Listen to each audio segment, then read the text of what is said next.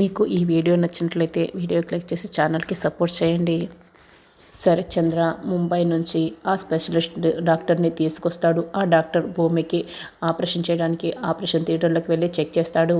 అయితే ఆ డాక్టర్ కూడా భూమి క్రిటికల్ పరిస్థితి చూసి చాలా టెన్షన్ పడుతూ బయట వస్తాడు.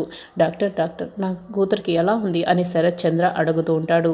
భూమికి ఎలా ఉంది అని గగన్, శారద, పూర్ణి ఇక బాధపడుతూ అడుగుతూ ఉంటారు. చూడండి, సిచ్యువేషన్ చాలా క్రిటికల్గా ఉంది. నేనైతే భూమి ప్రాణాల్ని కాపాడలేను అని ఆ డాక్టర్ చెప్తూ ఉంటాడు.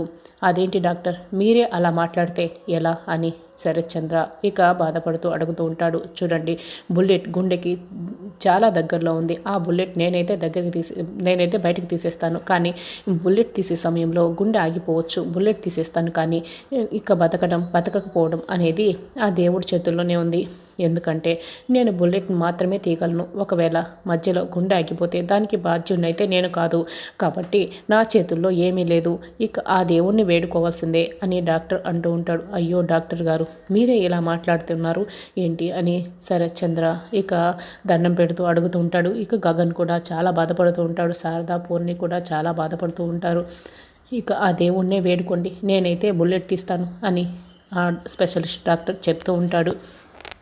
అయ్యో దేవుడా, నా కూతుని కాపాడు అని శరత్ చంద్ర భూమిని కాపాడమని గగన్, శారదా, పూర్ణి ఇక బాధపడుతూ దేవుణ్ణి వేడుకుంటూ